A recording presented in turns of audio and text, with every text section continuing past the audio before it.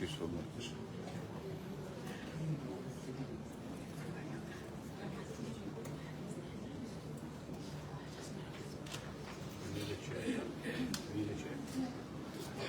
Yeah.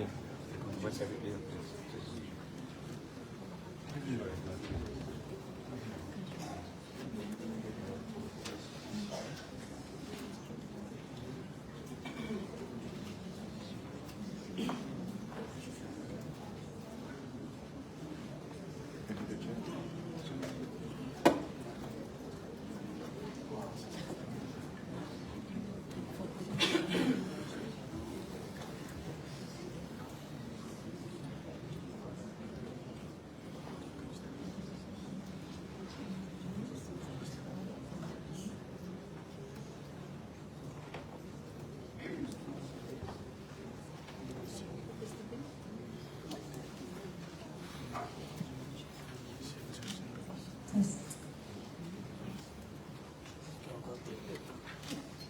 Hello, Keta, Talofa, Kiorana, Malo Ilele, Ekamoiramo, Maori, and warmest Pacific greetings, everyone. Glory to God for the blessings bestowed upon us for us to be gathered here today in Honiara, Solomon Islands, united as a Pacific family. I would like to pay respects to the traditional owners of the land that we are meeting on today, here in Guadalcanal, and I acknowledge their elders, leaders, and youth, past, present, and emerging. I give special acknowledgement to our honorable guests, the esteemed Miss Pacific Islands Secretariat Chair and team, the Solomon Islands host team, our judges, as well as our families, supporters, online communities, but most importantly, my beautiful sisters, the ambassadors of our Pacific Island homes, our contestants for the Miss Pacific Islands 2025.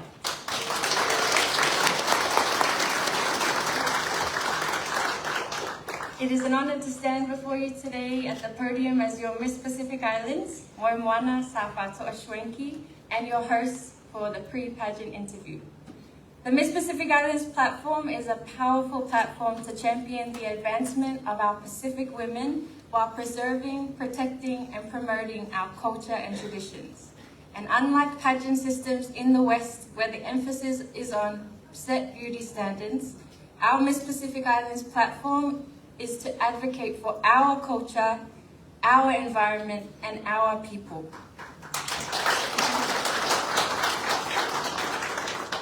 It is a cultural heritage platform that promotes the preservation for future generations, and it facilitates a space for our women leaders to be seen, to be heard, and to make a contribution. It has been humbling to serve as the current Miss Pacific Islands and a daughter of our Blue Pacific region, our One Soul Water, Blue Pacific continent. Our ladies today will be the voices of their islands, the keepers of their cultures, and our storytellers. And I welcome you all to the Miss Pacific Islands pre-pageant interview. Ladies, I know it may feel like the weight of your islands is on your shoulders right now for this event today, but I encourage you to take a deep breath, be calm, carry your cultures boldly, speak with the wisdom of your people that I know you've been brought up with. Be fearless, yet graceful in addressing the things that matter most to you and your people. You don't do this alone. You're not standing on the podium just as yourself. You stand there with many and you will be guided. So just know that everything's going to be okay. We are not defined by the smallness of our islands, but by the greatness of our ocean that binds all of us together today. Let us begin with that thought in mind, the strength of Pacific unity and the power of being one family. Before we head into the speeches and interview, we would like to begin with a word of prayer led by the committee director, Ms. Joyce of the Solomon Islands team. Thank you.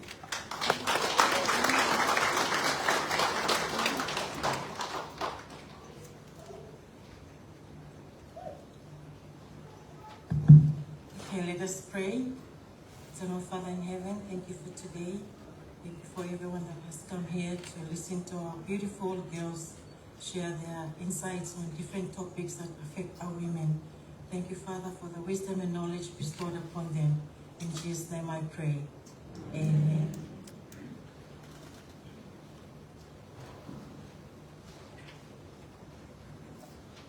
Thank you, Joyce.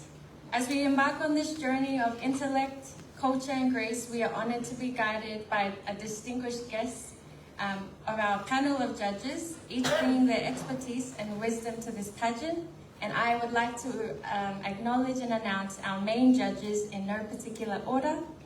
Our first judge, and please do wave when I call your name, is Miss Jane Glynn Canas.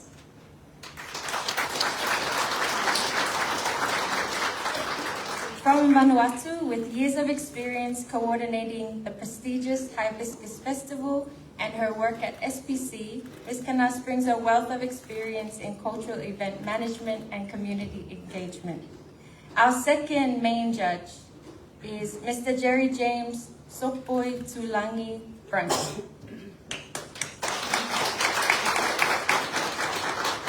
Of New Zealand and Samoan descent, a lawyer and the franchisee of Miss Universe Samoa, Mr. Brunt carries a passion for empowering our Pacific women on global platforms. His legal expertise and dedication to pageantry brings a wealth of knowledge to our judging panel. Our third judge, Jadida Korini Hona.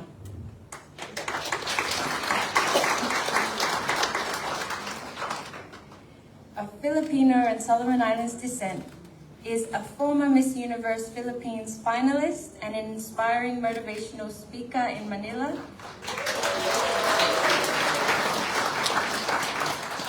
Ms. Korini Hona champions confidence and self-expression, encouraging young women to embrace their strength and purpose. Our fourth main judge is Pakop Sovo.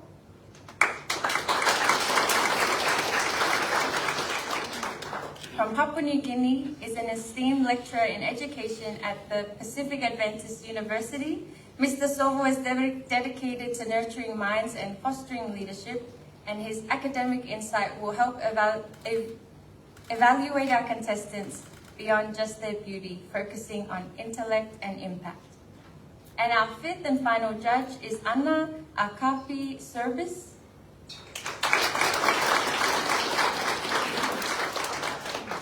Of Canadian and Tongan descent, is a visionary fashion designer who blends Pacific heritage with contemporary trends.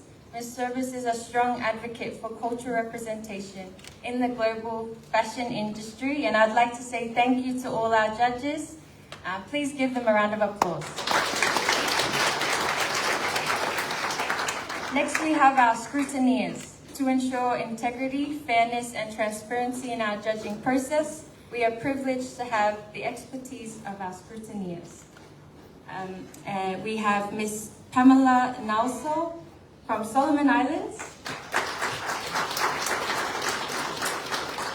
is the CEO of the Solomon Islands Accountants Association, ensuring the highest standard of accuracy in our scoring process. And we also have Clifton Mark of Solomon Islands. He is a financial manager at the Solomon Islands Ports Authority, dedicated to upholding accountability in all of our results. These are our amazing individuals that will help crown our next Miss Pacific Islands with honor and integrity. So please, one final round of applause. I would now like to call upon a Miss Pacific Islands Pageant Secretariat Representative, Ms. Tracy Wong Ling Warren, for the method of judging information for today.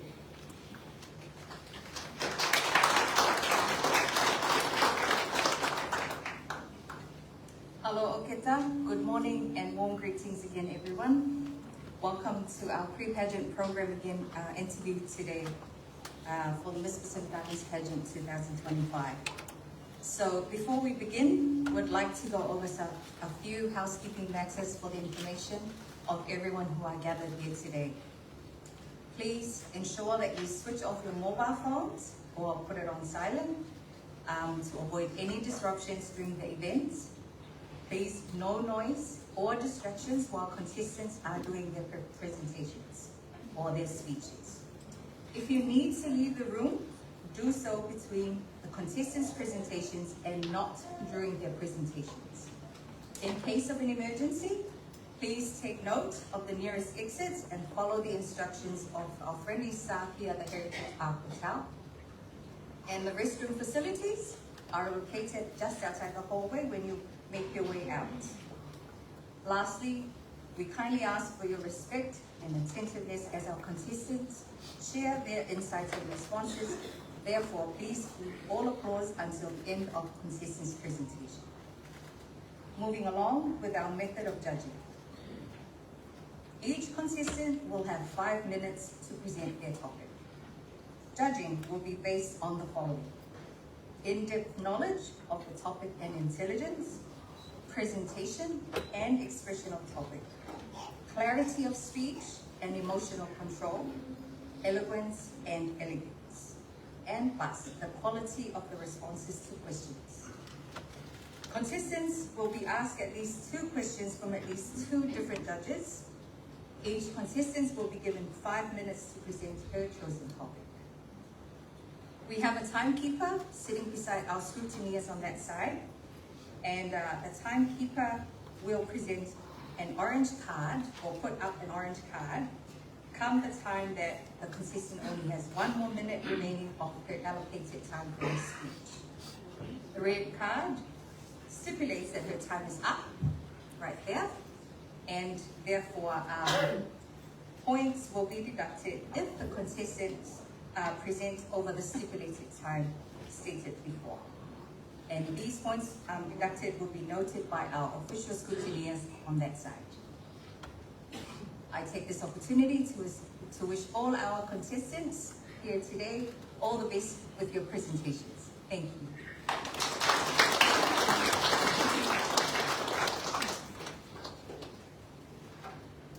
And now we begin the much anticipated part of today, the pre-pageant interview. This is an opportunity for our contestants to showcase not only their outer beauty and grace, but the depth of their knowledge, passion and leadership that we have seen throughout this whole week together. Leading us into this segment is our first contestant, representing the host nation, the Solomon Islands. Please welcome Miss Solomon Islands, Elsie Polosovai.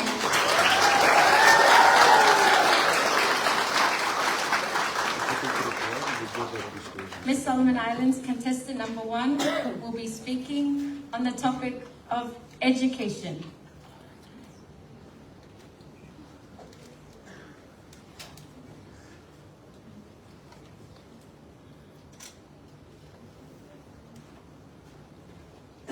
Dame Carol Kiru once said,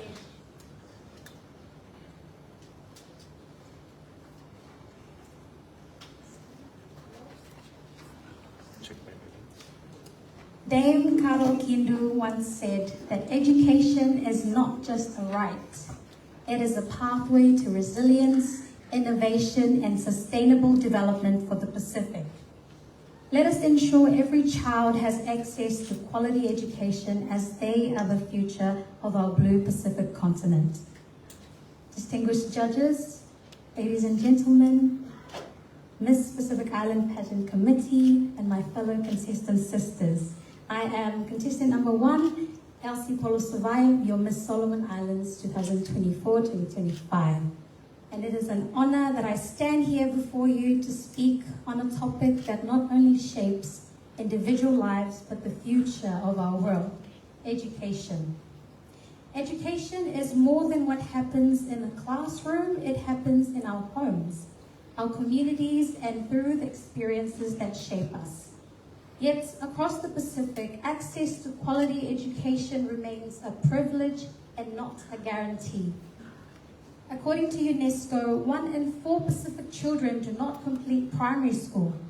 And in remote areas, students travel for hours by boat, canoe, and overcrowded transport just to reach school. And in some rural areas of the Solomon Islands, 1 teacher may be responsible for up to 50 students.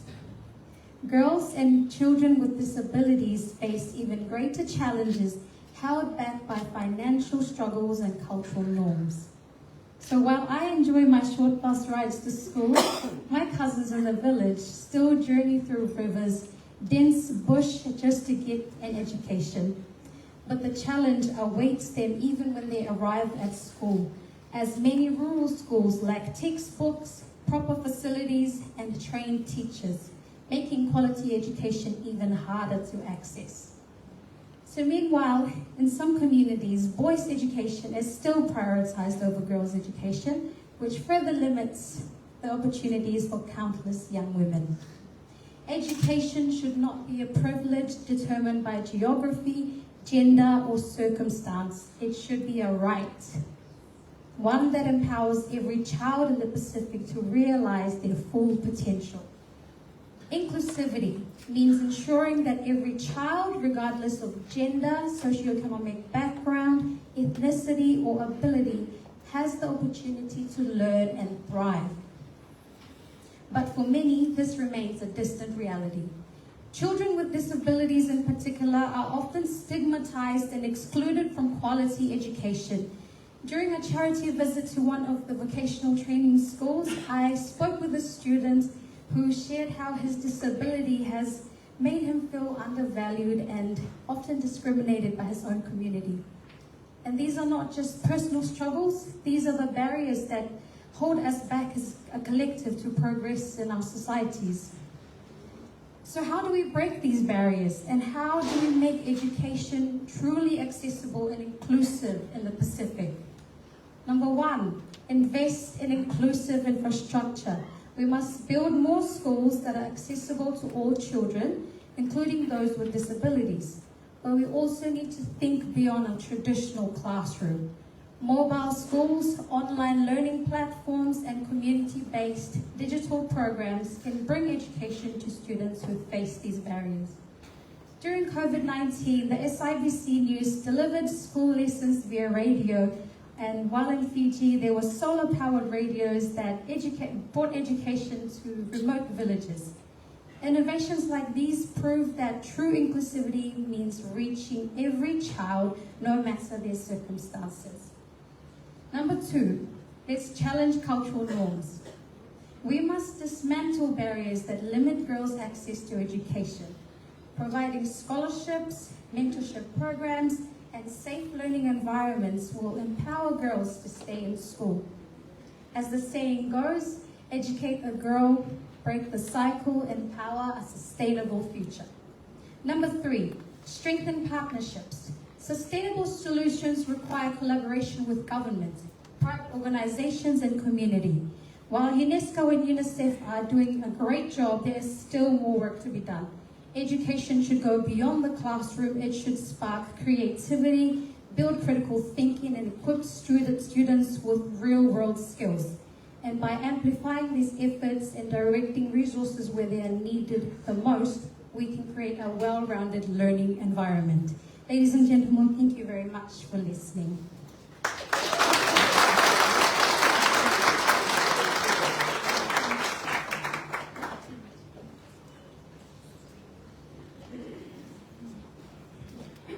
Thank you very much, Ms. Solomon Islands.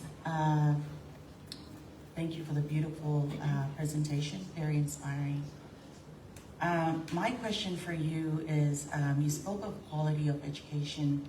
How would you advocate for increased access to quality education in your community? Thank you very much. In my own community, how I would advocate is to provide more programs for trained teachers. One of my fondest memories of school is my teachers. I really love my teachers, and something that my mom taught me is that you don't just pick out teachers from the street to come teach in school. These are people that have been trained over years to deliver lessons. So one way I'd advocate is to get more training to our teachers, quality training, so that they can have the ability to teach our kids to the highest quality that they deserve.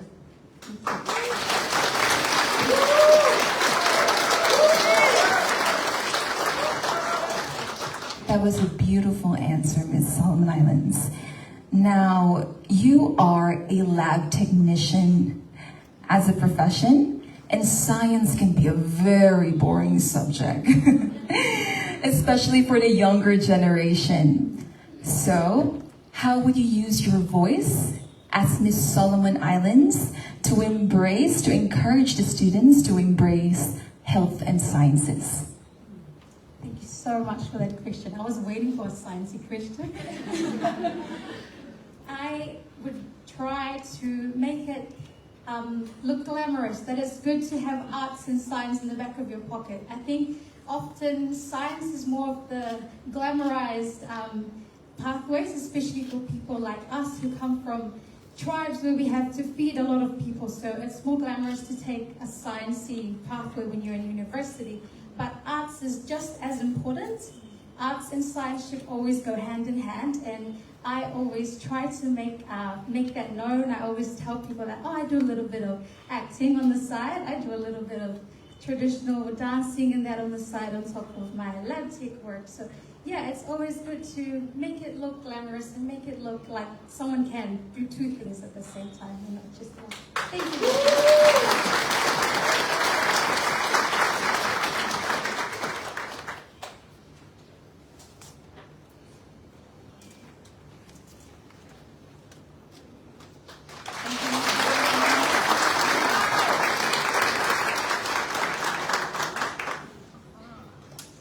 Thank you so much, Ms. Solomon Islands, for your insightful sharing about education and how it shapes our future. And thank you, judges, for your question. Next, we turn to the subject that is deeply woven into our identity, which is culture. And representing Samoa, please welcome contestant 2, Ms. Samoa Litara Maria.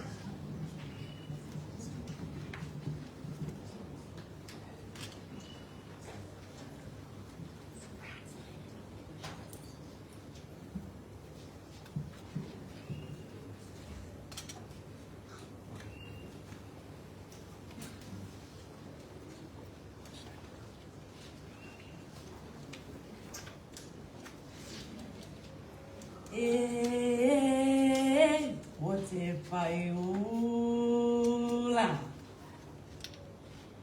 Walau iula E mamai le tavae Inai ono fulu E whapena Lo wha me melo I lau anganu. Honorable judges, La Fionga Fortino Moimoana Safato Shrinki, my sisters of the crown, Samoa Malautapua Ingamamana, those who hail from the lands of Guadalcanal lands, and my beloved Pacifica Wansawara.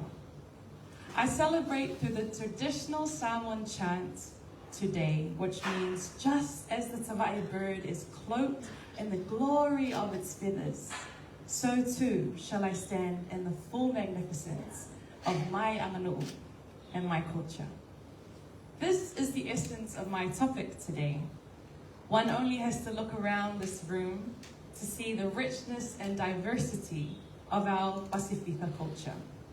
Seeing the participation of Melanesian, Polynesian, and Micronesian contestants and teams this year has made me hopeful, and it is in this room, on this platform, through our stories, I wish to concentrate my reflections on culture, to what it means in the context of the Miss Pacific Islands pageant. In 1987, Whanaafi Aiono Letangaloa and other Pacific women leaders established a cultural platform, now known as the Miss Pacific Islands. This pageant celebrated Pacific beauty, Pacific intelligence, and Pacific leadership, centering it on the thought that our women are the weavers, handicraft producers, nurturers, and fierce guardians of our dialects and customs. And today, I would like to touch on 3 points I believe will aid us in the preserving, promoting, and protecting of our Pacific cultures. Firstly, language serves as a medium for communicating and transferring cultural values and beliefs. When I sing the lyrics my ancestors once sung, when I retell the stories of old in my mother tongue to young ones, I feel, I hear, and I know the essence of my culture in every word. Efforts of Kanaka Maoli in Hawaii, Tangata Whenua and Aotearoa, in the areas of language revitalization with Pū, Nana Leo, and Kura Kaupapa are prime examples of this in practice. Within my own Samoan context, primary schools such as Samoa Primary now only teach in Ngangana Samoa, our Samoan language, in years 1 to 3 to increase their proficiency in younger ages. Secondly, cultural knowledge must be stored and safeguarded for future generations. Cultural festivities and events like the Miss Pacific Islands pageant, the Heilala pageant, the festivals of the Hibiscus Festival, the Te Wila Festival, Te Matatini, and the Melanesian Arts and Cultural Festival etch our languages and cultures into the regional consciousness of our blue continent. Mentorship and apprenticeship programs offer opportunities for the transfer of cultural knowledge, pairing our youth with elders and practitioners to directly learn skills, crafts, and stories like the Anofale program I took part in last year based in Samoa, where we spent 2 months dedicated to learn from influential women leaders on cultural customs. Art and literature, museums and galleries act as cultural archives while promoting creativity and excellence. And in the process of creating, we become archives ourselves. For example, our visit yesterday to the Solomon Islands National Museum, we learned all about the diversity of Solomon Islands cultures. Lastly, culture must be applied. In simple terms, it must be lived out. According to the Pacific Region's Cultural Strategy 2022 to 2032, culture is the lifeblood of our communities. It is a key catalyst for the development of our island nations. So to end my presentation today, I would like to say whakatei tele lava, alo whaalwalo tele lava.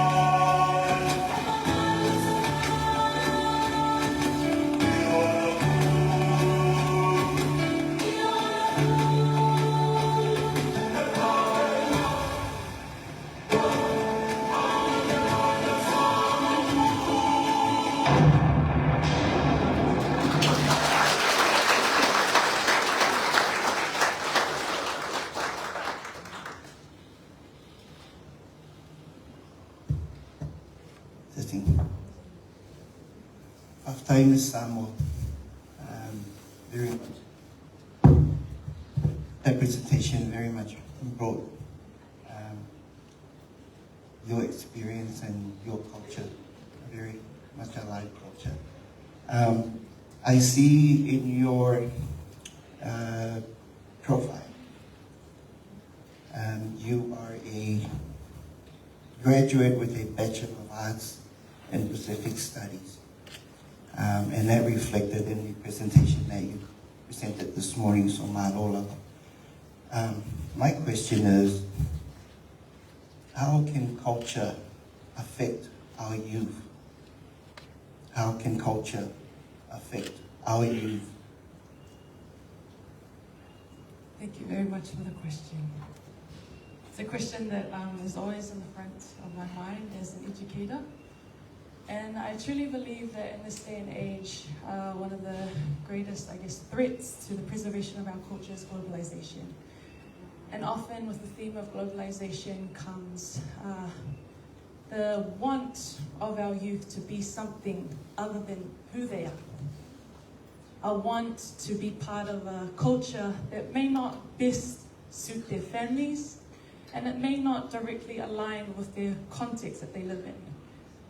One thing that I've really enjoyed about being Miss Samoa is that I've had the chance to see culture in practice with the youth. And a thought that comes to mind when I think about this as a solution is that we have to remind them of the why we practice our culture. Our youth won't just do something because you tell them. They'll roll their eyes. They'll be like, ugh, I just want to go on TikTok. But if we show them the why of their doing it, everything flows from there.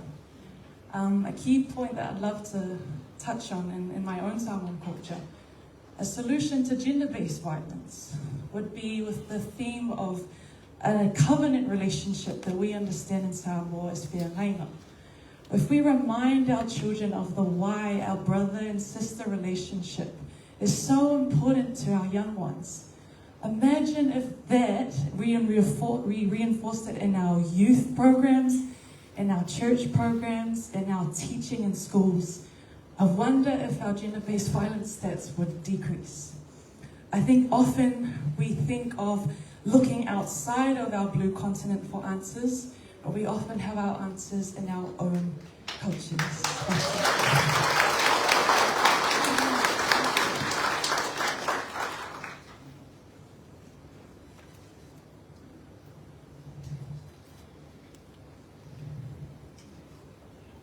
Thank you, Ms. Moore, for your response.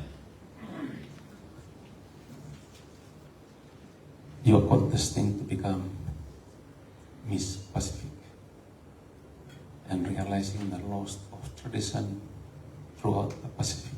It's alarming. If you become a Miss Pacific, where and what would be your priority areas to address the loss of tradition in the island communities of the Pacific? Thank you very much for the question.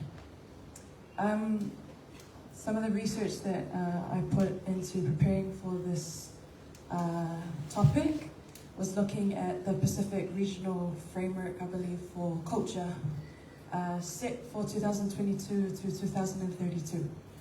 And one of the issues that they highlighted was that the areas of lack in the area of cultural preservation was funding.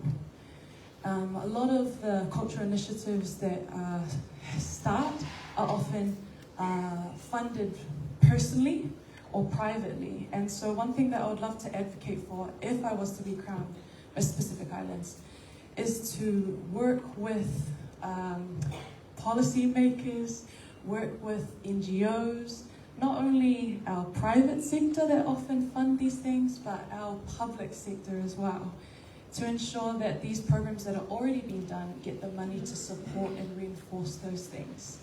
Again, I'd like to reinforce that idea, and we have a proverb in Samoa that goes, if a fole alamea in alamea. It means that when you are spiked by a alamea kind of fish or a starfish, you must turn it over and it will suck the poison out of your foot.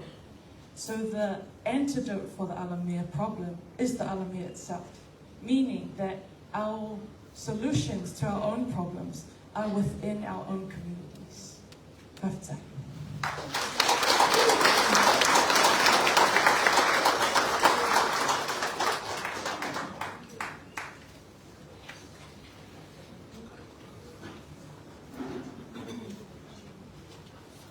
After Lava Ms. Samoa for reminding us of the power of our cultures and the answers that rest in our own communities.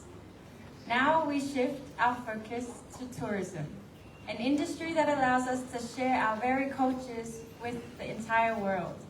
Please welcome contestant 3, Miss Tonga, Rachel Gutenberg.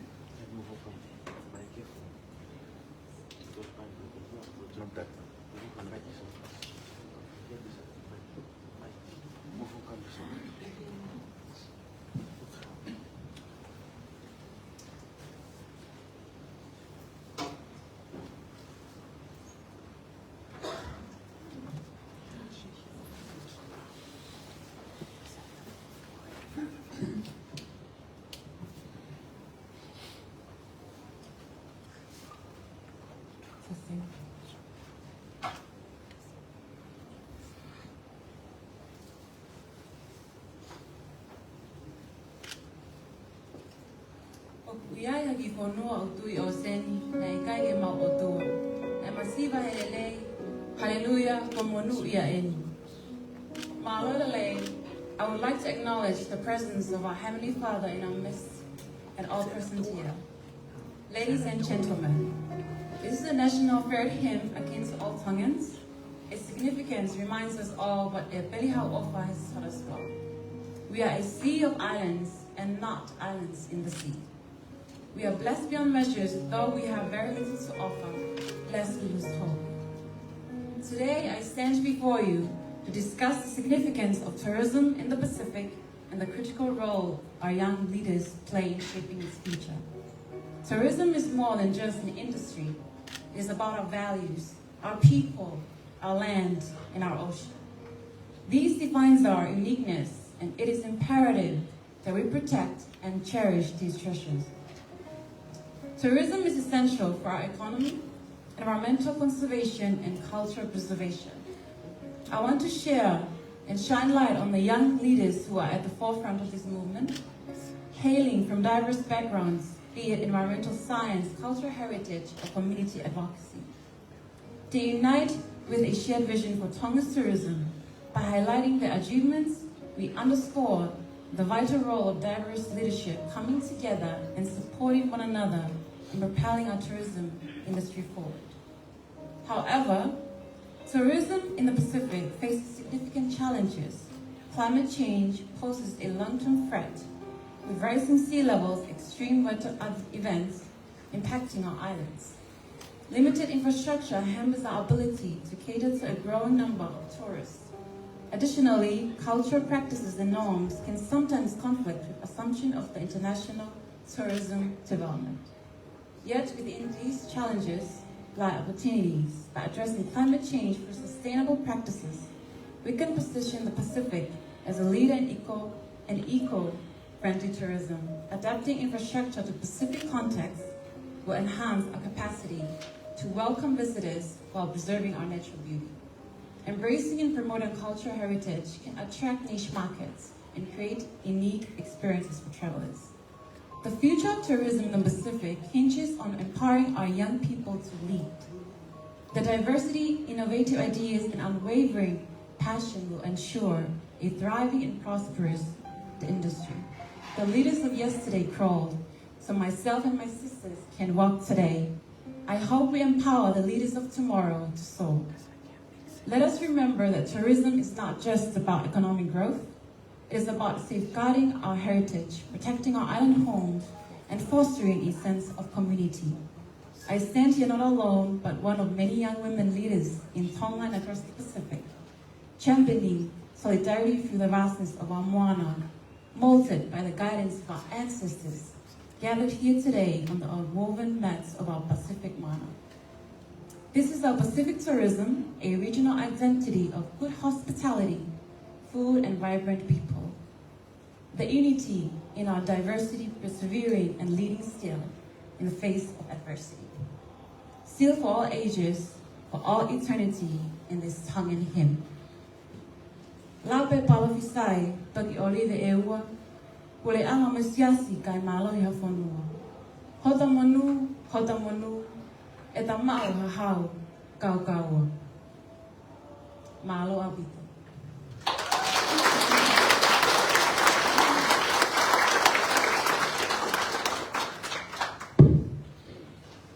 Thank you, Ms. Tonga, for this lovely presentation on tourism. My question to you is, how can you empower our young people in preserving sustainable tourism?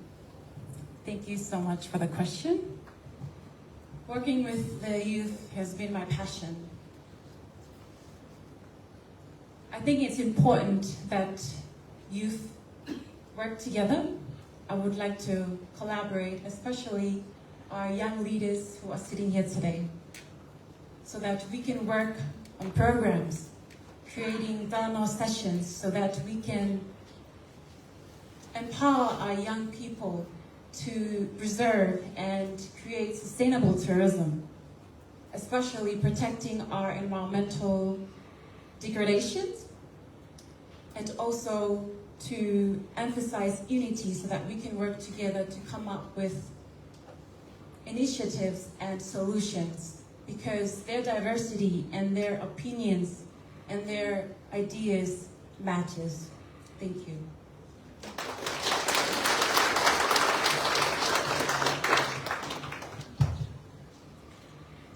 Thank you very much, Ms. Tonga. That was a beautiful presentation you had.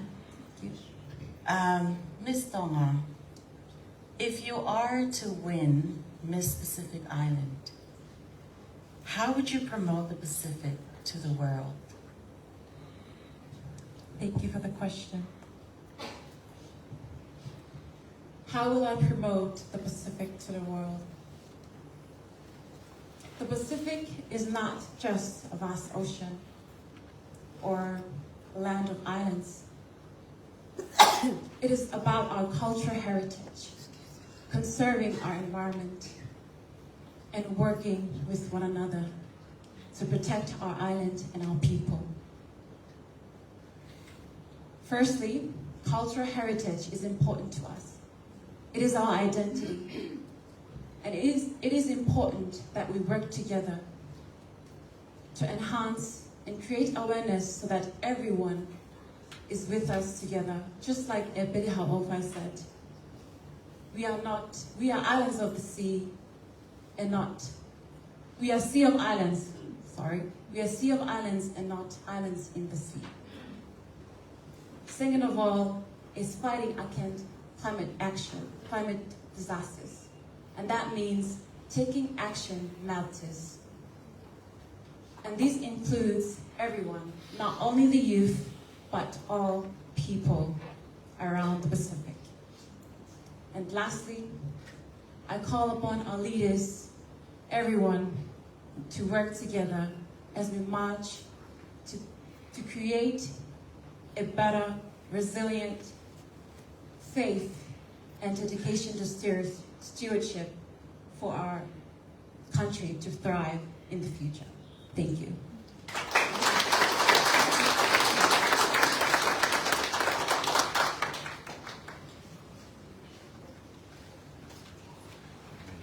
Malo Akwito, Ms. Tonga, for reminding us of how important tourism is to the Pacific. From tourism, we now look beyond our shores in the Pacific to the realm of international relations. Let's welcome Miss American Samoa, Poliana Delike.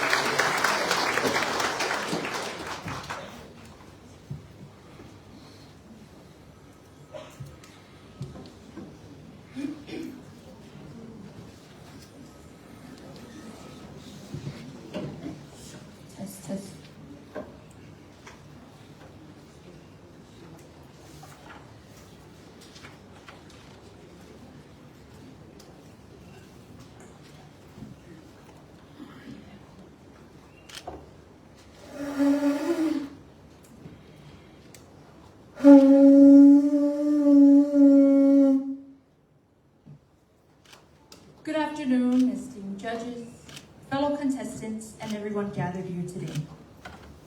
It's often said that no nation is an island unto itself. This rings especially true for us in the Pacific, where the survival and prosperity of our islands are deeply connected to the world beyond our shores. From education scholarships to job opportunities, healthcare support and trade, international relations touch every aspect of our lives. These relationships, through diplomacy, partnerships, and cooperation, shape not just our economies, but our cultures and futures. As I stand before you, I am reminded of how deeply our Pacific communities are interconnected. We are a living example of what international relations look in practice. Just as in our villages, where neighbors rely on each other for support, our nations and people form ties that drive mutual growth. The beauty of the Pacific is not just in our landscapes, but in the rich diversity of our cultures, languages, and traditions. And like the stories passed down through generations, our relationships with the wider world hold the power to create lasting change. This is where platforms like the Miss Pacific Islands pageant come in. They provide a stage where Pacific women, like the current Miss Pacific Islands, Moana Schwenke, use their voices to spark change. It's not just about beauty, it's about representation. It's about sharing the stories of our islands and celebrating the strength, resilience, and wisdom of Pacific peoples. Through this platform, we foster connections that create understanding and build bridges between our island nations and the world. As the proud daughter of American Samoa, I understand firsthand how deeply our connection with the United States and other nations influence our lives. Federal aid supports our schools, hospitals, and infrastructure, while trade agreements open markets for industries like tuna fishing. International partnerships provide scholarships and military opportunities for our youth, giving them the chance to gain higher education and build careers while contributing back to our islands. But American Samoa is not alone in benefiting from international relations. Our Pacific neighbors, Tonga, Samoa, Kiribati, Cook Islands, the Solomon Islands, Papua New Guinea, and Nauru, each play vital roles in this global network. Tonga and Samoa receive international development aid, strengthening their education and infrastructure. Nations like Kiribati and the Solomon Islands are leading the global fight for climate change.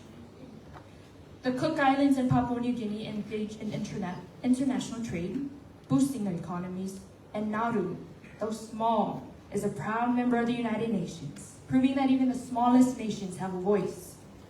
Together, we are United Pacific, and through our collective strength, we have made an impact on the global stage. Whether it's through the Pacific Islands Forum, which I am happy to say that American Samoa was recently accepted as a member, or the United Nations, we have used our influence to call for urgent action on climate change and the protection of our oceans. Our region's shared vision and commitment to sustainable development serve as a reminder of how much more we can achieve when we stand together. As Pacific women, we carry this legacy of unity and purpose. The Miss Pacific Islands pageant is not just a beauty contest. It is a platform for change, forming diplomatic ties, and for ensuring that the voices of Pacific peoples are heard in global discussions. As Hilda Heine, former president of the Marshall Islands, once said, Pacific women are not waiting to be given a seat at the table. We are building our own table and inviting the world to sit with us. From leaders like Attorney Ann Dunn, former Miss Fiji and Pacific Islands, to Matau Aina to Omaritai Whitcomb, former Miss American Samoa and Pacific Islands in cultural preservation with Lelalele Dance Academy, and former Miss Samoa and Miss Pacific Islands Mary Jane McGibbons Schwenke, promoting inclusivity and diversity through the promotion of identity and culture at Matawai Cultural Arts. We see how women in the Pacific are shaping our future. These are the trailblazers, women who carry with them the wisdom of our ancestors while pushing forth with strength and vision. In closing, let us remember that the call in our international relations is not just about politics or policies. They are about people. It is about us, our communities, our families, and the future we are building together. We are the voices of the Pacific, and through unity, diplomacy, and representation, we will ensure that our islands thrive for generations to come. Thank you. Fatsai lava.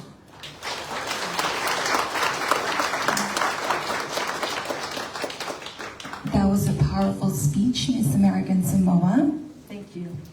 Now, social media is a powerful platform to unite and divide. In relations to your pageant journey, where there were horrendous comments about your fellow competitors, as a leader, how would you respond to this?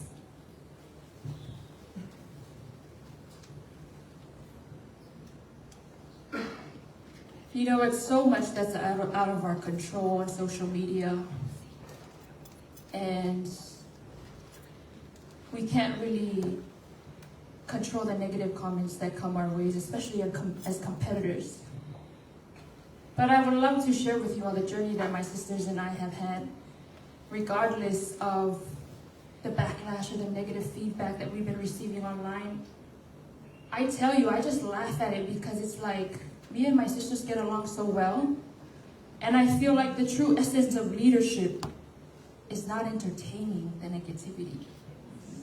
We let it blow with the wind.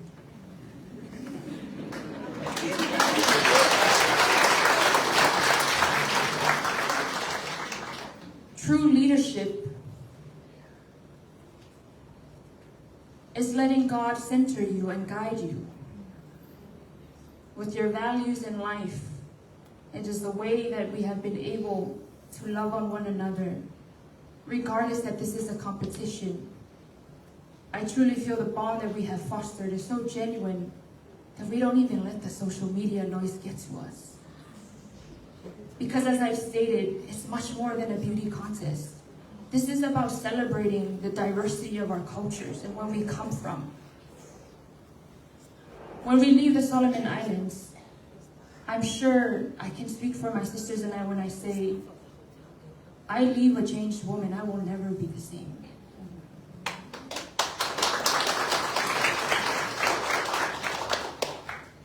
True leadership is walking in humility, and it has been so humbling learning from you all, and I mean that with my whole heart. I hope that answers your question.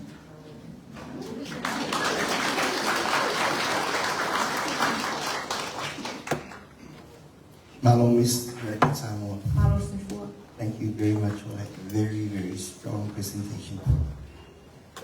My question for you is, and you touched on cultural diplomacy. What role do you see cultural diplomacy play in international relations?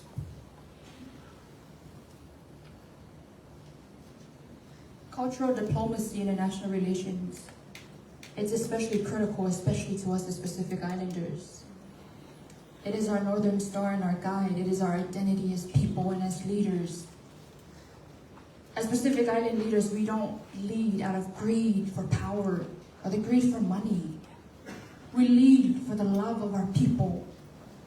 We lead because we're caretakers of the largest body of water. We fight for a deeper purpose. We don't just lead for a title. Where I'm from in American Samoa, as well as my sister Litara, we share the same culture. We say that Oleala ile pule o le tautua. The way to leadership is through service. And I believe that is the way that most of our Pacific Island people lead. We lead with service and we lead with the heart of wanting change for our people. And not the money or the power or playing into the capitalistic way of life. That's not who we are. And that's why cultural diplomacy is so important. It is the heartbeat of who we are as leaders in the Pacific. Otherwise, why lead at all? Thank you.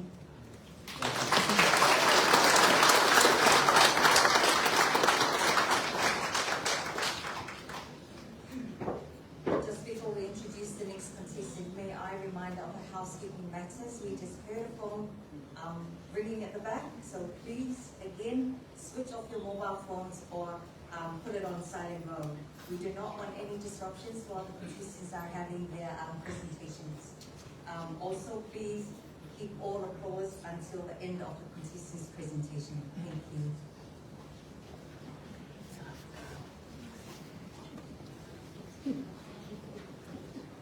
Malole Paso, Miss American Samoa, for your very inspiring words. As we continue, we turn our attention to the pressing socio-economic issues that shape our communities. Please welcome contestant 5, Miss Kiribati Kimberly Tokana.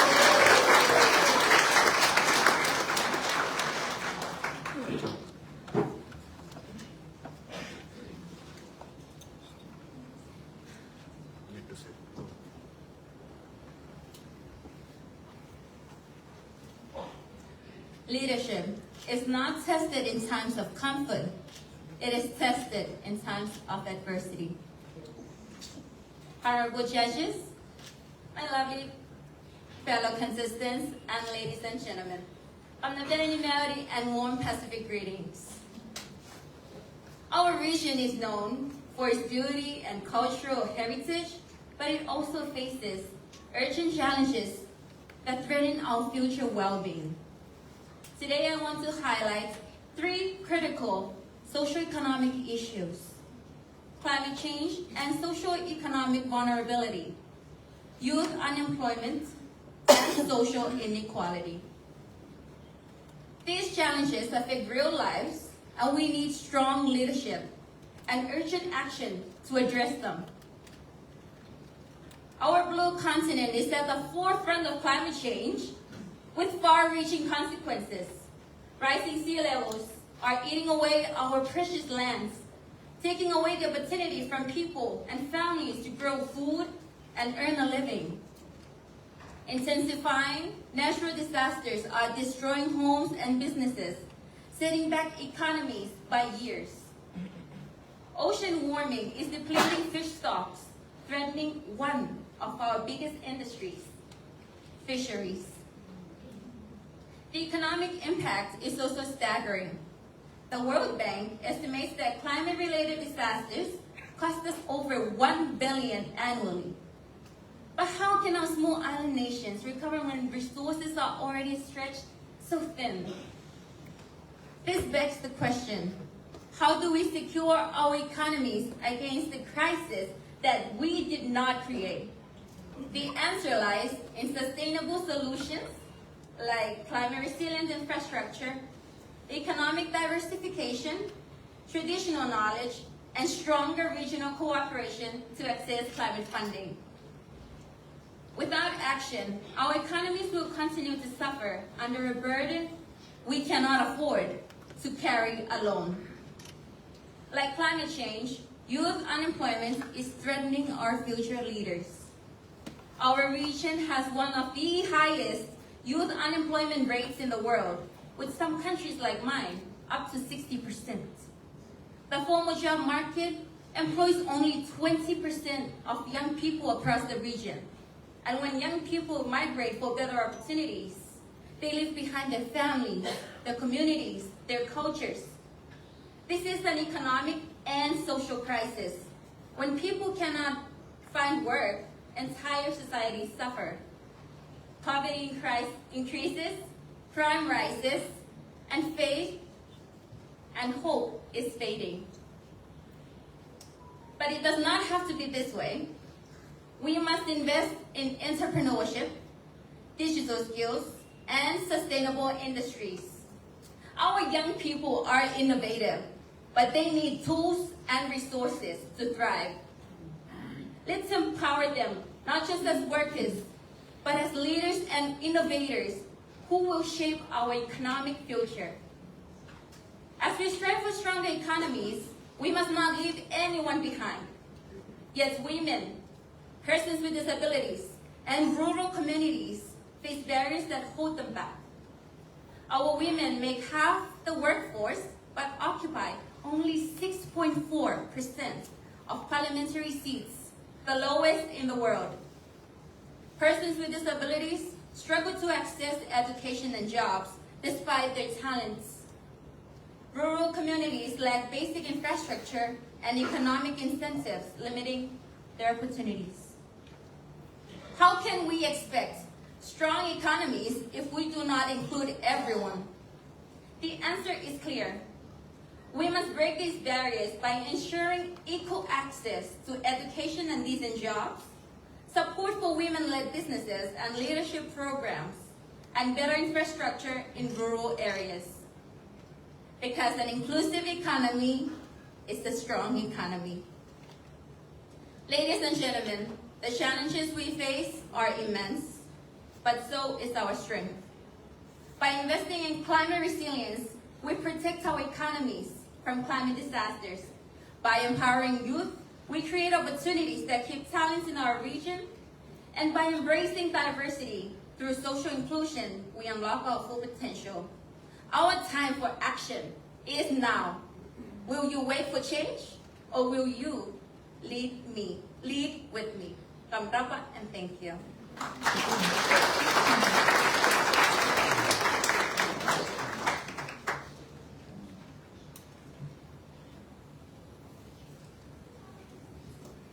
Thank you, Ms. Kiribati, for that presentation. Of course, those issues are real and affecting the islands of Pacific.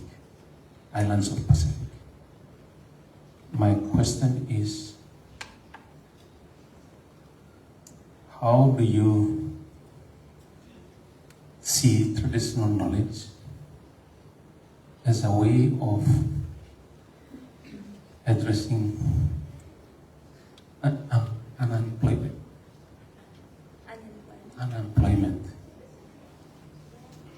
in your community?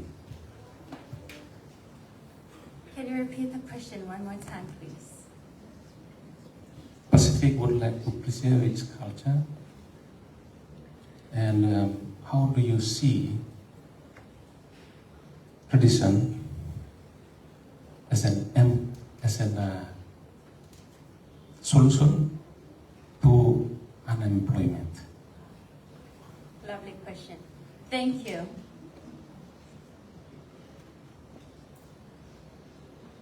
Our culture and traditions in itself are priceless. And there are skills there that have been in our generations, in our way of life since the beginning of time. Our ancestors have made it this far. And if we use the skills that our ancestors have taught us, it will give us the opportunity to create our own entrepreneurships, create our own businesses. Nowadays, tourism is, Kiribati is branching out to tourism. We are diversifying our economy, not just focusing on fisheries, but also on sustainable tourism. And in sustainable tourism, that is encouraging our people to embrace globalization while at the same time keeping our cultures, our traditions alive. If we use this in sustainable tourism, it will create jobs. It will create jobs not just for our home islands, but in the Pacific as a whole. Because we sit here, I sit here with my beautiful sisters, and they sit representing different cultures. So very diverse in this one room. And if we use it well, promote our cultures well, it can create jobs and lower unemployment. Thank you.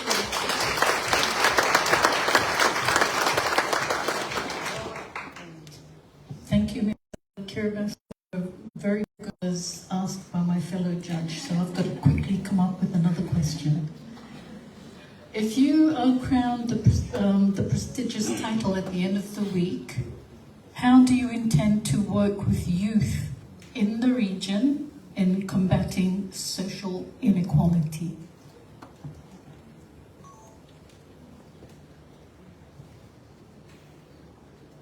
I've been very passionate with social equality. This is an emotional topic.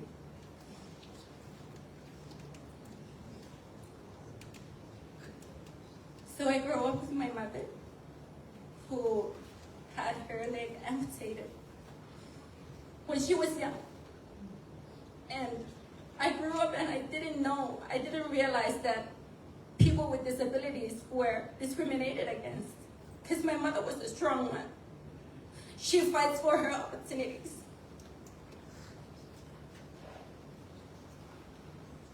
But as I grew older, I went to study, and people are different. We can't control everybody, but we can share with them our knowledge, our traditions, our cultures. And I realized that Children, youths, especially those with disabilities, are often forgotten about. And then there are reports written about them. There's the saying, nothing about us without us.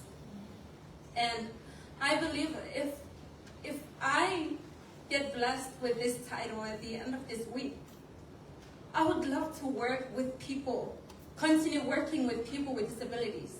I'm actually employed at the only NGO for people with disabilities in Kiribati.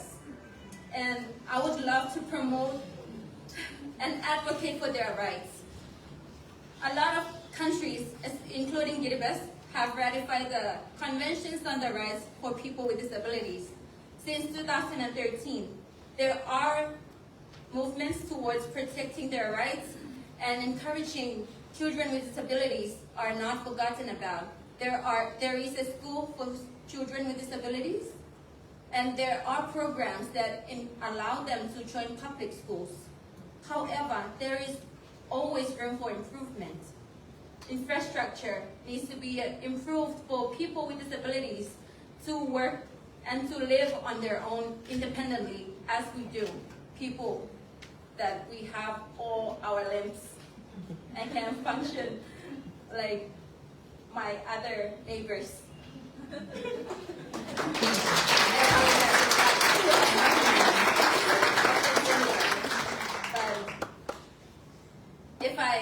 I'm sorry, I'm taking the time, but if I become Miss Pacific Islands, there's a whole lot to feel after Miss Moimoana. She got big shoes to fit in. She has demonstrated a lot of youth inclusivity, but if I were to become Miss Pacific Islands after her, I would continue her legacy. I would continue her work. She's doing amazing. And I would love to work more with people with disabilities and people in the outer islands. Sometimes we forget about them, and I would love to have the opportunity to work with them. Thank you so much.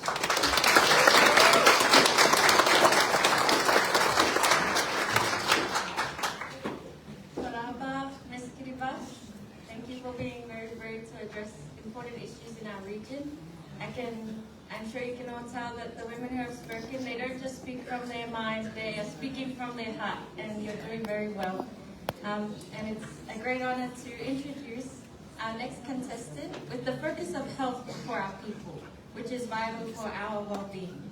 Please welcome contestant 6, the beautiful Miss Papua New Guinea, Mary Hopkins.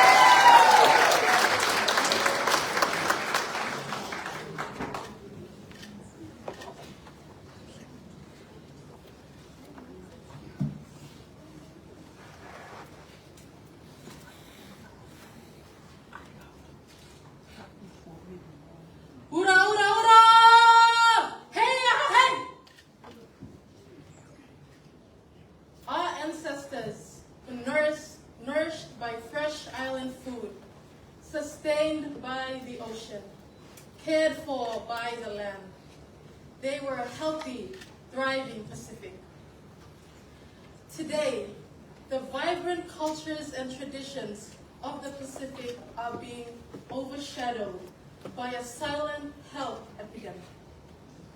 Non-communicable diseases such as diabetes, heart disease, and cancer are not just health issues.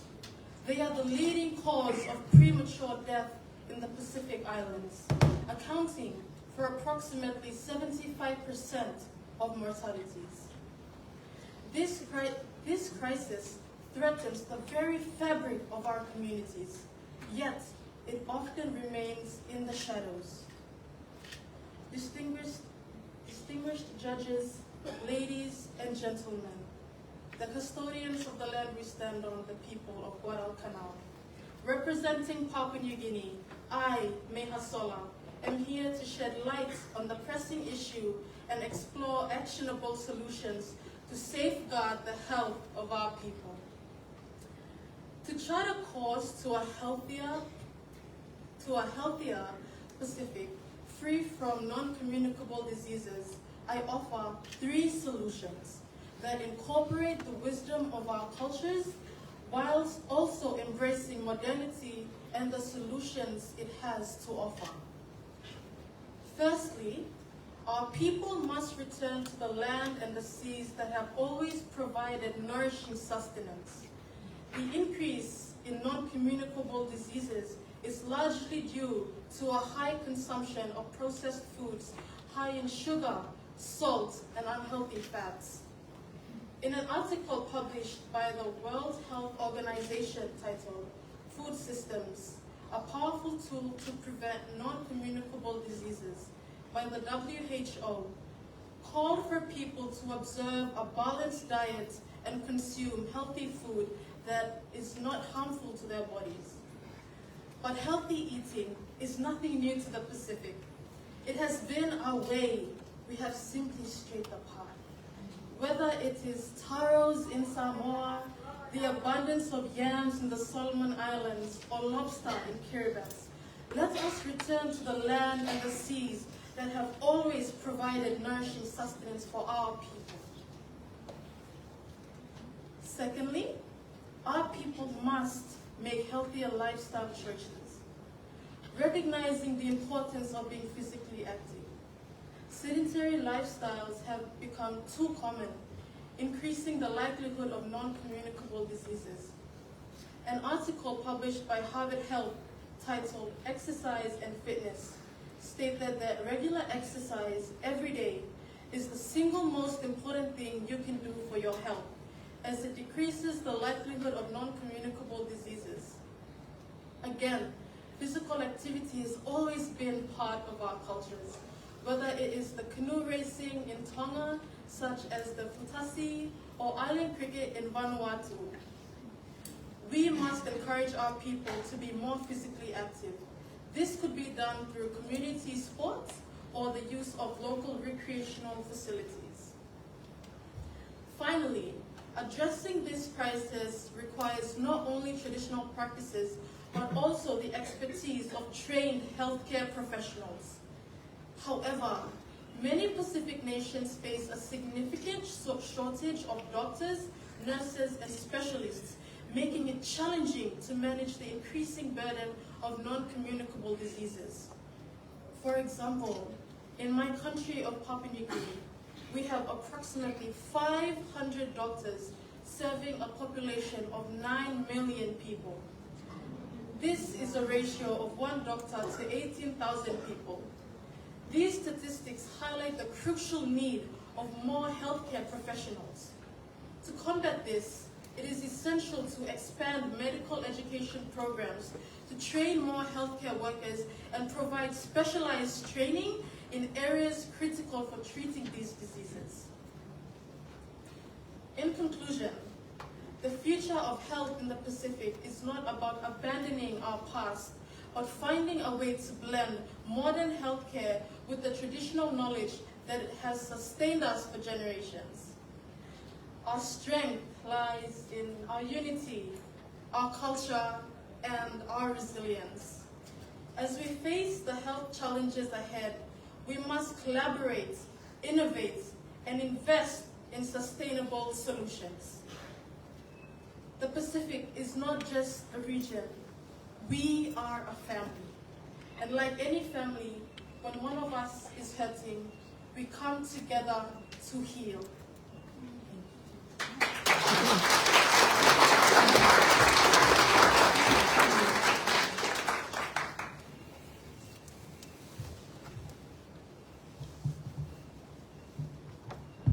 Thank you very much, Ms.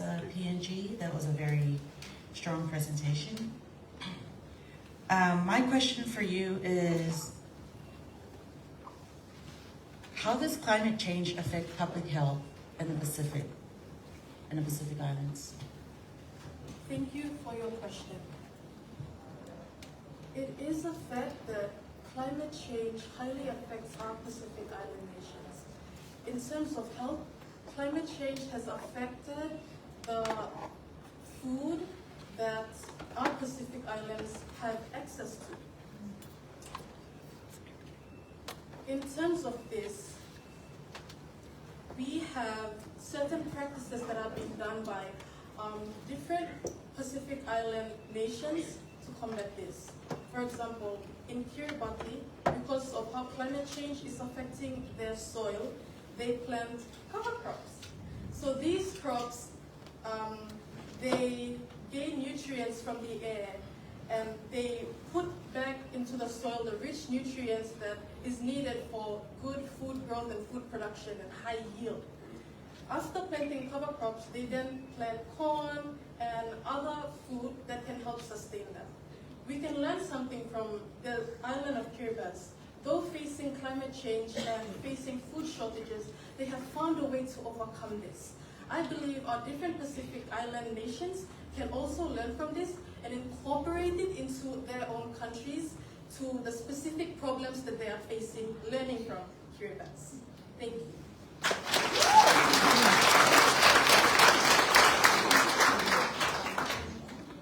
That was a wonderful answer, Miss Papua New Guinea.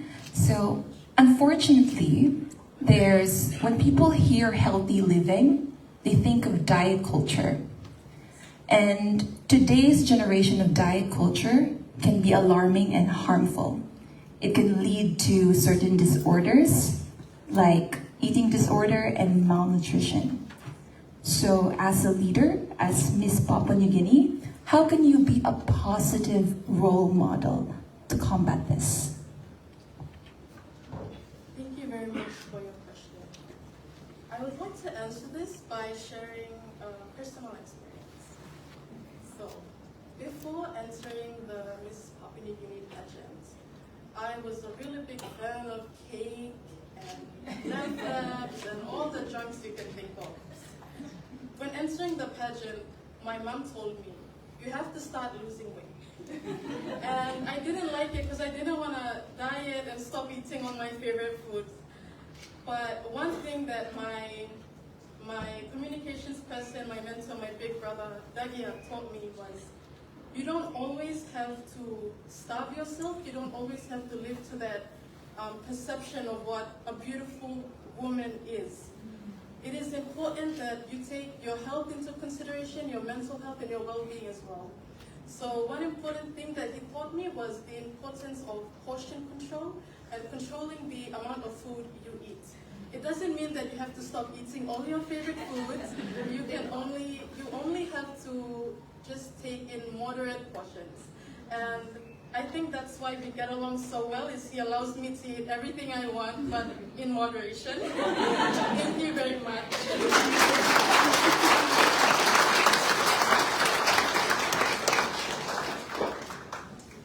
Thank you, Tomas, Miss Papua New Guinea, for that beautiful and very relatable presentation. From health, we now move into a domain that keeps our youth active and inspired, which is sports. Please welcome contestant 7, Miss Naoero Chale.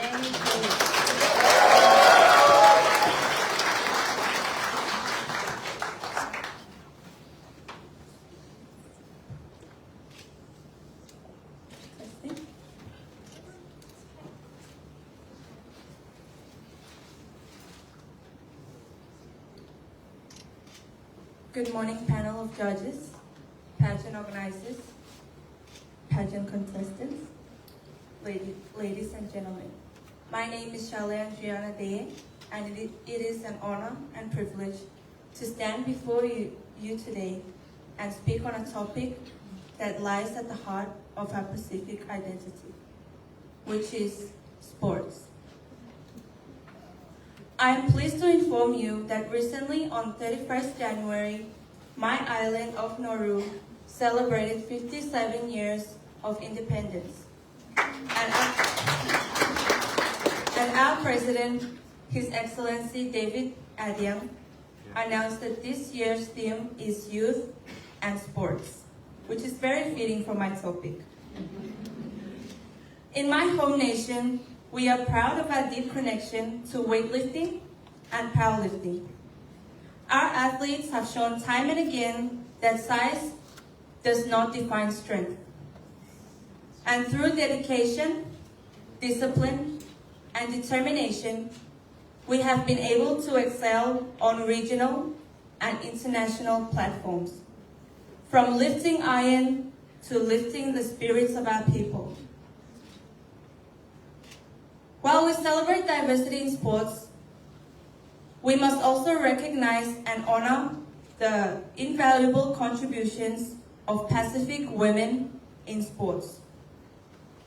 Too often, the strength and achievements of our female athletes have been overlooked, yet they continue to break barriers, inspire future generations, and bring glory to their nations.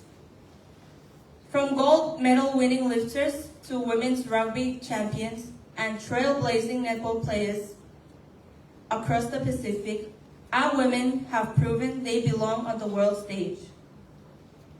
Their resilience, determination, and ability to balance cultural expectations while pursuing excellence in sports make their achievements even more inspiring. We must support, encourage, and lift up our women in sports, ensuring they receive the same opportunities, recognition, and respect as their male counterparts. When women succeed in sports, they empower communities and inspire young women to believe that they too can overcome adversity and achieve greatness.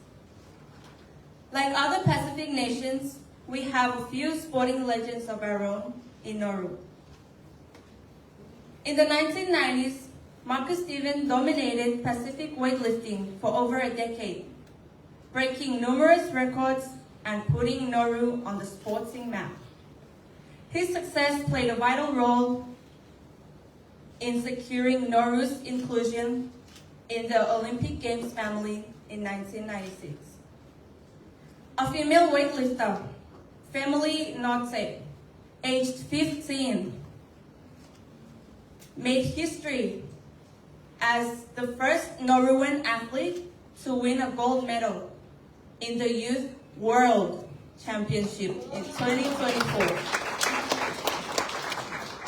Whether on the sports field, in the classroom, or in leadership, know that you carry the strength of your ancestors, the wisdom of your culture, and the limitless potential within you, as long as you keep your faith strong. As we celebrate sports diversity in the Pacific, let us embrace the power of unity, respect, faith, and continue to lift up one another to show the world that from the Pacific, greatness will rise. You might find it hard to believe that a woman of my elegance and slender figure would have been involved in such a high-intensity, muscle-engaging, explosive sport such as weightlifting. Yes, true, Tomas. I too tried my hand in weightlifting, inspired to follow the footsteps of Marcus Stephen. Lo and behold, I did not surpass his achievements. However, I did manage to win a gold medal at the Oceania Youth Championship and a silver medal at the Commonwealth Youth Championship in 2017. Last but not least, my pageant sisters will definitely agree on me that we are all athletes in our own rights. The preparations for this Miss Pacific Islands pageant is much like the rigorous training program for any sport. We wake up early, go through our routines, practice, don the attire, and then execute the game plan.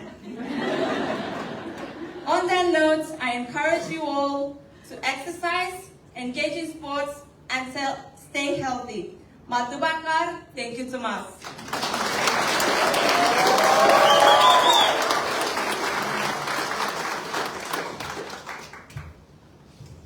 Malo, Ms. Nauru. It's nice to see that you did participate and try to weightlifting. I'm also involved with a lot of sports as a sport administrator. and as shift the mission to the Pacific Games in Solomon in 2023. And again, we'll be shift the mission for Samoa in the mini Pacific Games in Palau in the middle of this year. Now, if you were crowned the Miss Pacific Island this year, and using that platform, what would you do differently to attract more female athletes to participate in the mini Pacific Games in Palau? What would you do differently to attract more female participation?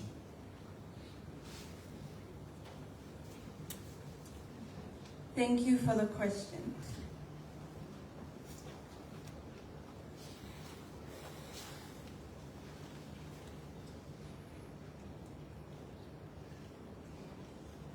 I will just speak from my personal experience that in Nauru, we have women in male-dominated sports.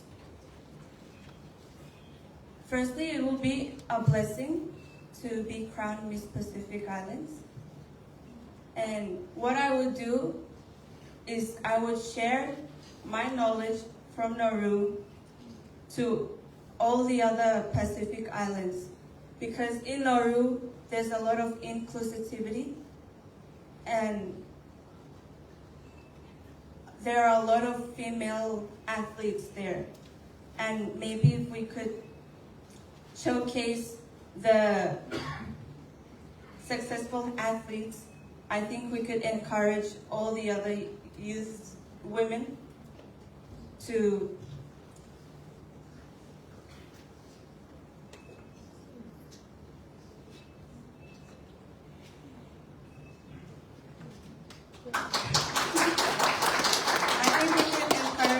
young women to pursue their dreams, whether it's in sports. Thank you.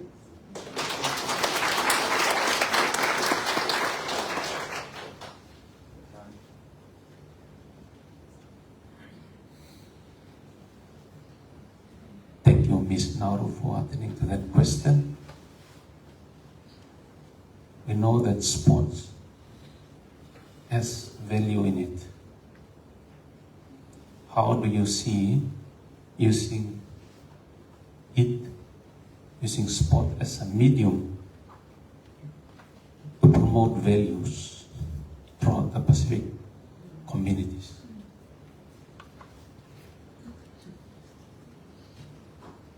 One thing I've learned when I was training in weightlifting, I have learned the values of discipline, perseverance,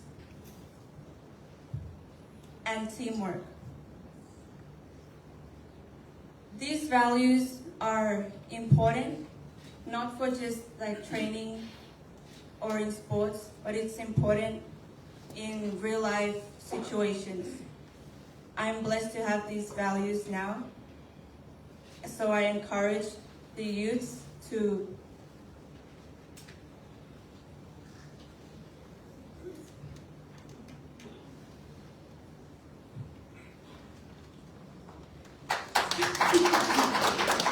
I would like to encourage the youth to follow their dreams. Thank you.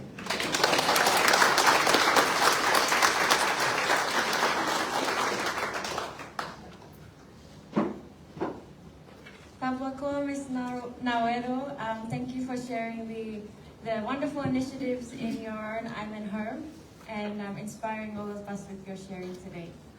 Finally, we arrive at the topic that is also of critical importance, environment and climate change, which our very future and planet rely on. So please welcome contestant 8, Miss Cook Islands, Ngāte Whairu.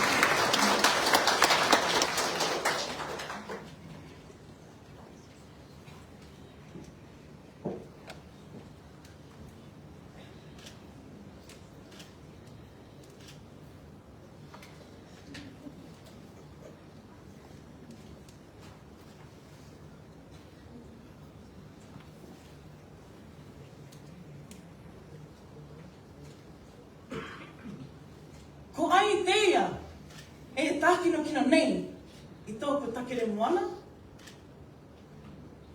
E tai aka ki, e ngaru atu paka.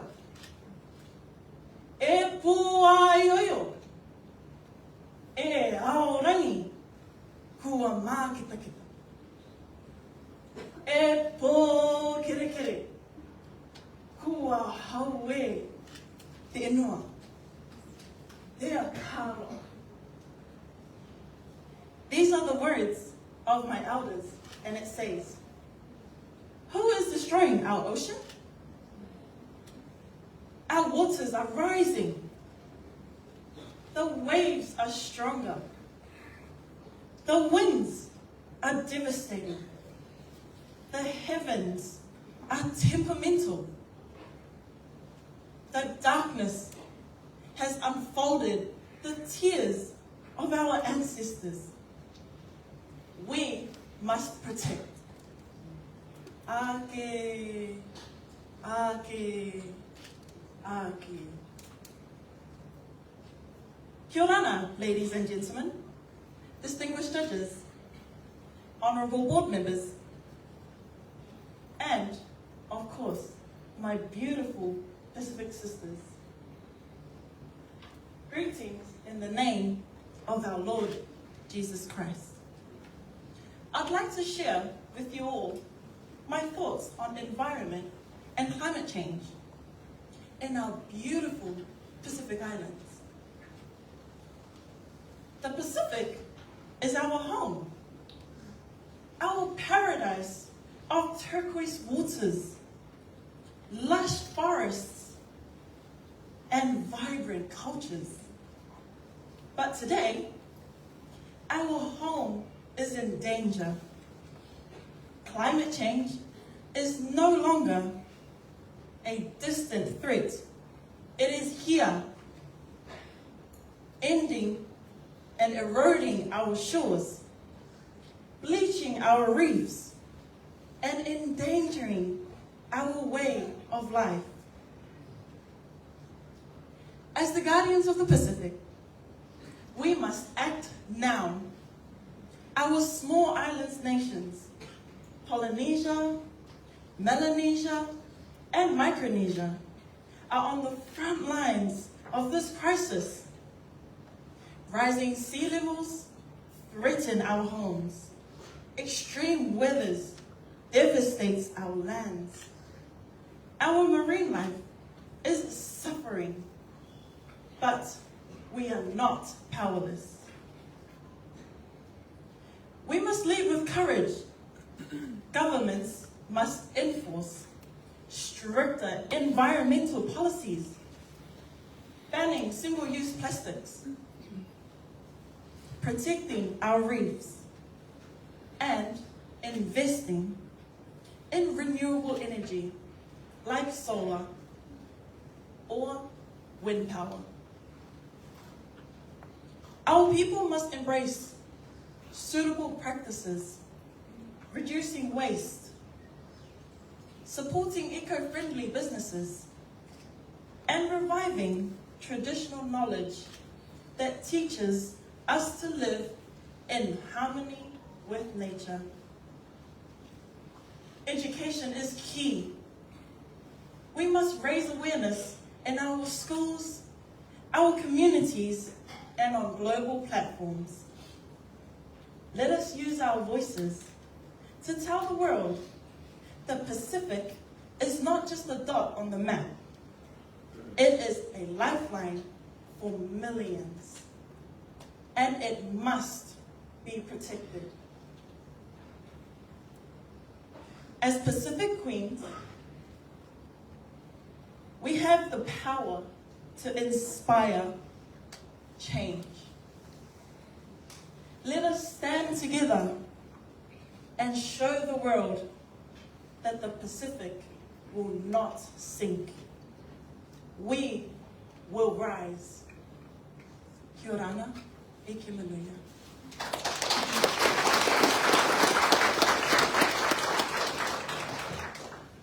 Thank you, Ms. Cook Islands, for this lovely presentation. My question to you is, the church or faith is entrenched in the lives of many in the Pacific. How do you see their role among the youth in the climate crisis, in combating the climate crisis? Thank you for the question. I believe that everything we do and Christ beside us, anything is possible. The value of faith would inspire many generations if we believe in the Lord.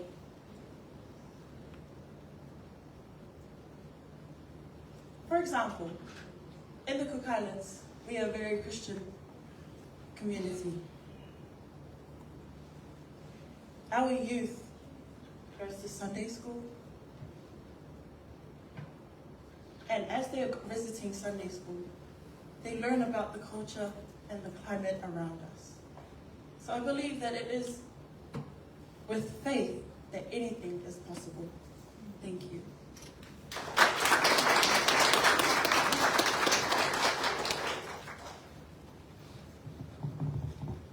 Thank you very much, Ms. Cook Islands. That was beautiful. Our Pacific leaders had expressed how climate change is the greatest single threat to the lives of the Pacific people.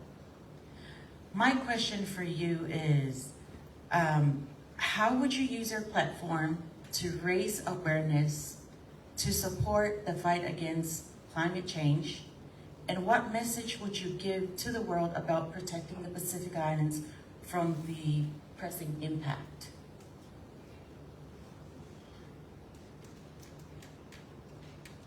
Thank you for the question. I agree that climate change is affecting our Pacific. One thing I would do in support of combating climate change is working along with our governments of the Pacific, using this platform to raise voices of our communities, our Pacific people, so that their voices are heard.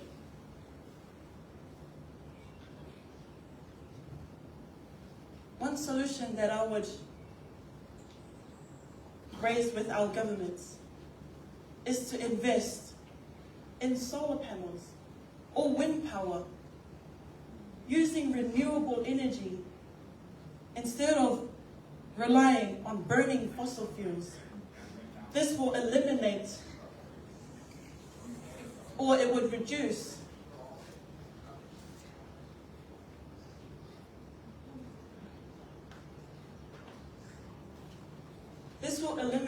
or reduce our climate change weather conditions. Thank you so much.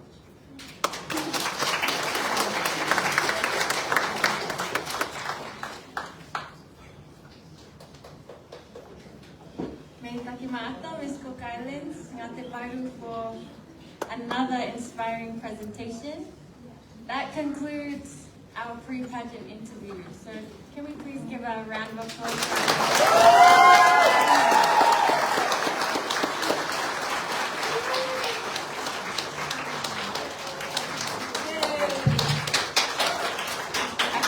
I'll ask our ladies to please make a line in front of the stage. Elsie, if you could lead the district.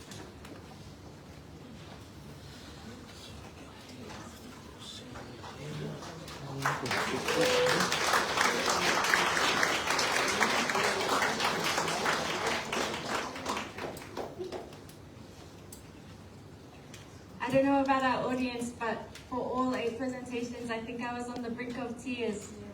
Trying to hold it in because I'm very, very proud of each and every one of you. So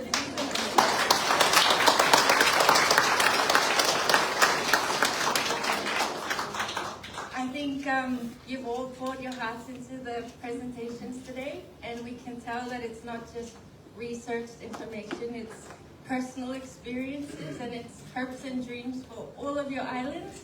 So I hope you feel the weight off your shoulders now. That's one big event completed. And now we just have to focus on the pageant now. So I'm very, very proud of you.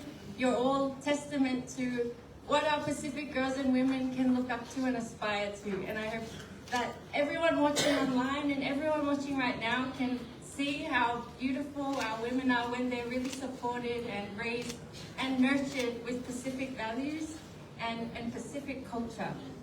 And I hope and pray that everything that you've said today can be heard near and afar, from Solomon Islands to every corner of our Blue Pacific region, because it really is so important.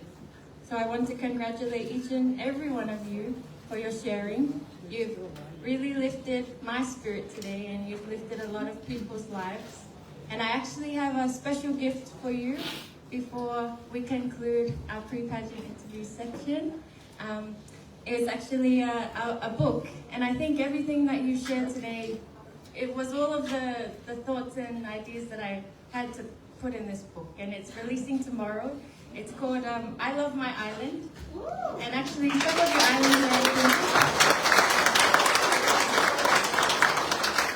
of your islands are included in the book, and it's dedicated to our youth. And I think in every presentation, what the Northern Star and the guide is the future, and it's the future generation and our kids.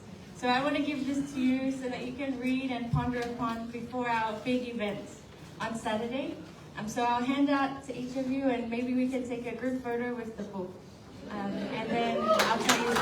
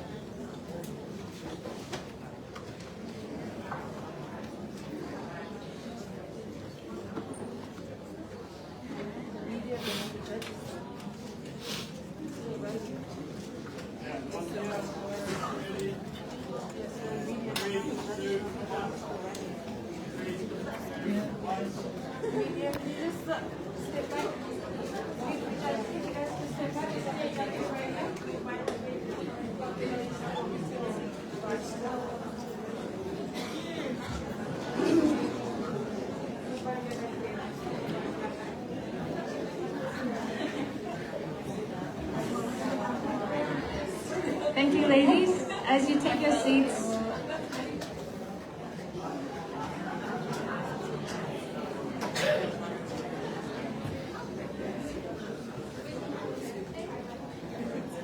as our ladies take their seats, I also would like to extend a big heartfelt gratitude and respect to our distinguished panel of judges. Thank you for asking questions that really engaged our beautiful sisters here to really think and share experiences not from only their island, but a lot of them shared things from all across our Pacific. So ladies, you can take your seat. I also just want to announce that there are some other exciting events for our week ahead. Tomorrow is our float parade, and that is happening here in Honiara, Solomon Islands, from Sun Valley to SMI from 11 a.m. So that's a note to all people here in Honiara. Please join us tomorrow for our float parade and support our 8 beautiful contestants who will bring their culture here to Solomon Islands. Followed by our float parade will be the crowning night, the final night of our Miss Pacific Islands pageant, Saturday, February 8th, and that will be happening at Friendship Hall from 7 p.m. I believe the tickets are sold out, or there are only a few left, which is just in the general seating, but you can also join us on the live streams for our online communities. So that will be our crowning night, where one of our beautiful 8 contestants will be crowned our Miss Pacific Islands. I also would like to say, don't forget to vote on our Facebook page, Miss Pacific Islands. That will be for the Tourism Solomon's People's Choice Award. So it's not too late to vote for your favorite contestants or for all of our contestants, and that will go straight to one of the ladies being awarded the Tourism Solomon's People's Choice Award. Voting closes on Saturday 8th at 12 p.m. midday Solomon Islands time, so please react or like on their picture for your vote to count. That actually concludes today's event. Thank you so much for your attention and for your time. Thank you, Solomon Islands and everyone watching, and have a great day. God bless.